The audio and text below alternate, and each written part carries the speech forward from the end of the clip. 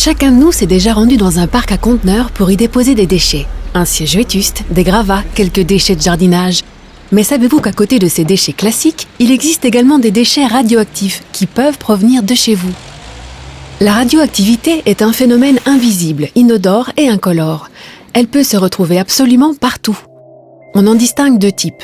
La radioactivité naturelle provient de la Terre et du cosmos, mais aussi du radon et du rayonnement interne de notre propre corps. La radioactivité artificielle résulte quant à elle de certaines activités humaines dans le secteur médical et industriel. Dans votre maison, certains objets peuvent également être radioactifs. Une vieille montre, un vieux réveil à aiguille luminescente ou une collection de minéraux par exemple. De même, de plus en plus de ménages installent des détecteurs de fumée dans leur habitation pour être rapidement avertis d'un début d'incendie. Certains détecteurs de fumée, dits ioniques, contiennent une petite source radioactive. Étant donné que les détecteurs optiques constituent aujourd'hui une alternative tout à fait complète, l'importation et la vente des modèles ioniques à des particuliers sont interdites par arrêté royal depuis le 1er novembre 2010. Afin que ces détecteurs ne se retrouvent pas un jour dans l'environnement, vous pouvez les déposer dans votre parc à conteneurs où ils pourront être correctement collectés.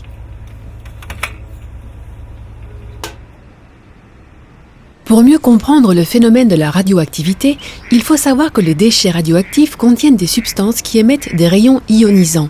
Ce rayonnement est particulièrement riche en énergie et la dose reçue peut provoquer des transformations structurales des matières qu'elle pénètre. Par conséquent, elle peut avoir un impact sur l'homme et l'environnement ou présenter un risque pour la santé. Saviez-vous qu'un certain type de radioactivité existe sous forme de gaz? C'est le radon. Le radon est un gaz naturellement présent dans le sous-sol en quantité variable.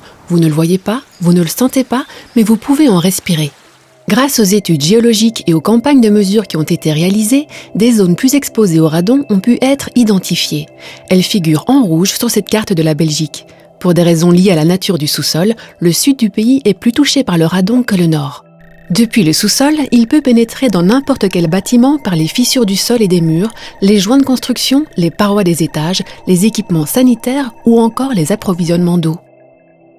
Faire un test radon est le seul moyen de savoir si vous courez un risque. Connaître la concentration en radon vous aide à prendre les décisions adéquates pour vous protéger. Bien maîtrisées, les sources radioactives peuvent également être utiles. Hormis dans les centrales nucléaires, elles se retrouvent dans l'industrie, mais aussi dans le secteur médical où elles sont absolument nécessaires. Elles permettent notamment de réaliser des radiographies ou de visualiser le traitement d'un produit par un organe. Elles sont également très efficaces dans les interventions contre les cellules cancéreuses. Dans le traitement des déchets, tout comme au niveau du traitement des marchandises de nos ports et industries, des portiques de détection de la radioactivité sont installés et garantissent notre sécurité. Ainsi, lorsqu'un camion arrive à l'usine de traitement, il passe obligatoirement par ce portique. En cas d'alerte, il convient de repérer la source radioactive au moyen de détecteurs manuels. Une fois repérée, la source radioactive sera alors isolée et stockée jusqu'à ce que son niveau d'activité ait suffisamment diminué. Vous avez des questions? Contactez l'Agence fédérale de contrôle nucléaire au 02 289 21 11 ou visitez notre site web www.afcn.be.